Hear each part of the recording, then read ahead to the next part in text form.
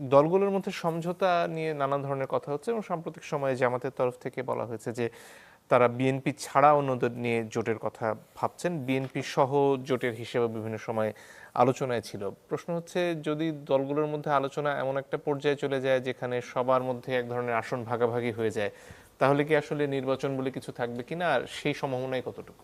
আমি সেই কোনো সম্ভাবনা দেখি না। সম্ভাবনা দেখি না এই কারণে, মানে একটা থিওরিটিক্যাল আপনি ধরেন, যে নিজেদেরকে এক নম্বর দল মনে করে সে কেন 2 নম্বর দলের সঙ্গে ই করবে, নির্বাচনী জোট করবে? তাহলে আপনার ইলেকশনটা কার সঙ্গে হবে? কিন্তু এটা কোনো চান্স নাই। আর 2 নম্বর হলো, বিএনপির সঙ্গে জামাতের কিন্তু দীর্ঘদিনের একটা সম্পর্ক ছিল এবং তারা এই সম্পর্কে সুফলও পেয়েছে। বিএনপি নানা সময় জামাতের উপর নির্ভরশীল ছিল, কিন্তু আমি যতটুকু বুঝি বিএনপির মোহভঙ্গ খুবই নির্মমভাবে হয়েছে।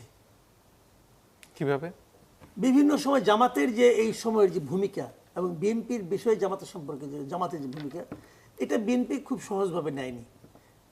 বিএনপি যা কিছু বলতেছে, জামাতের যে সমস্ত দাবি দেওয়া যেগুলো আছে এগুলো তো জামাত মানে বিএনপির সঙ্গে যায় না, একদমই যায় না। কাজেই আমার মনে হয় না যে বিএনপি জামাতের উপর আর ডিপেন্ড করতে চাইবে, সম্পর্ক করতে চাইবে। আপনি মনে আছে কিনা জানি না, আপনি এই জামাত কিন্তু আওয়ামী লীগ সরকারের পতনের আগেই বলছিল যে বিএনপির সঙ্গে আমাদের আর কোনো জোট নাই। এই শফিকুর রহমান সাহেব কিন্তু বলছিল, যখন তারা বিপদে, তখন তো জামাত মোটামুটি বিপদগ্রস্ত, সেই অবস্থাতেও তারা দাবি করতেছে তারা বিএনপির সঙ্গে কোনো জোটের মধ্যে আর নাই তারা কোনো কিছু। এই জোট কিন্তু বিএনপি ভাঙে নাই, জামাত ভেঙে দিয়েছে বেসিক্যালি।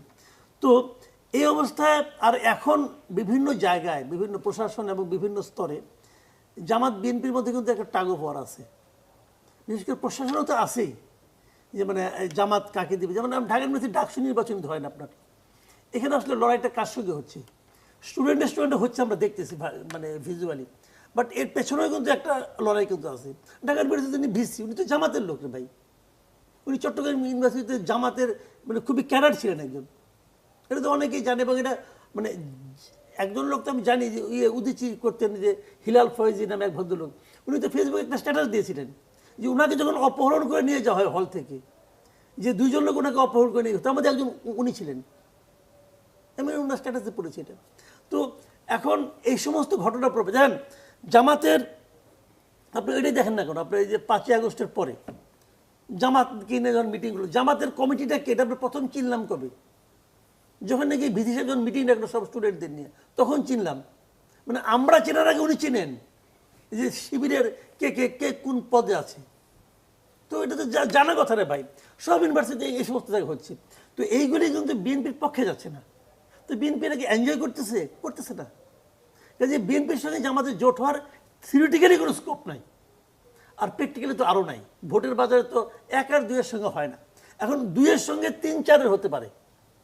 2কে আমরা জানি মোটামুটি জামাত, 3-4কে 3-4 যদি আপনার জাতীয় পার্টি যদি ইলেকশন করতে পারে, তো জাতীয় পার্টি তো 2 এর দাবিদার, ওরা তো 2 এর দাবিদারের ভাই, যে আমি 2 অমু। তো তার সঙ্গেও জামাতের কোনো স্কোপ নেই, এই কারণে যে তাদের মানে আপনার নিষিদ্ধ করার জন্য যে সবচেয়ে উচ্চকিত কণ্ঠ এটা জামাতের। বরঞ্চ জাতীয় পার্টি এখন বিএনপির কাছে আশ্রয় চাচ্ছে যে তোমরা আমাদেরকে রক্ষা করো, এবং বিএনপি সে আশ্রয় দিচ্ছে। বিএনপি স্থায়ী কমিটিতে মিটিংয়ে বলছে যে আমরা কোনো রকম দলের নিষিদ্ধ চাই না। তো তার এর চেয়ে বড় আশ্রয় আর কি মানে প্রশ্রয় আর কি দিবে? তো দিচ্ছে প্রশ্রয়। তাহলে জাতীয় পার্টির সঙ্গেও জামাতের কোনো মানে আপনার নির্বাচনী জোট হওয়ার কোনো স্কোপ আমি দেখি না। এখন তৃতীয় হলো যে তারা ইসলামী দলগুলোর সঙ্গে করতে পারে। আমি অনেকগুলো ইসলামী দল, বিশেষ করে চরমনাইকে দেখলাম, তো চরমনাইতে আজকেও দেখলাম সে মানে জামাতকে যেভাবে সে ধুলাই করতেছে, এরা তো মুসলমানই না, এগুলি বলার চেষ্টা করতেছে। খেলাফত আন্দোলন একটা, ওরা তো বলে যে জামাত যে করে তার নাকি ইমান থাকবে না, এটা শুনলাম আমি। তো কারা ভাই? মানে ওনারা যে ইসলামের কথা বলছেন, ইসলামী যে ইসলাম নামধারী যে দলগুলো আছে, কোনটা প্রকৃত ইসলামী দল আমি তো জানি না, ইসলামের নামধারী যে দলগুলো আছে, এরা ওনাদের সঙ্গে কে কে আছে আমি তো বুঝতে পারছি না। গেল এটা এনসিপি, হ্যাঁ এনসিপির সঙ্গে একটা জোট আমি মনে করি হতে পারে, অথবা এবি পার্টির সঙ্গে হতে পারে। আমরা তো একসময় মনে করতাম আমাদের অজ্ঞতার কারণে, আমি মনে করতাম নাকি যে এবি পার্টির মধ্যে জামাতের একটা বি টিম, একসময় মনে করতাম। এখন আর মনে করেন না? এখন আর মনে করি না, কারণ ওনাদের নেতারা যেভাবে জামাতের বিরুদ্ধে করেন, এখন আর মনে করি না।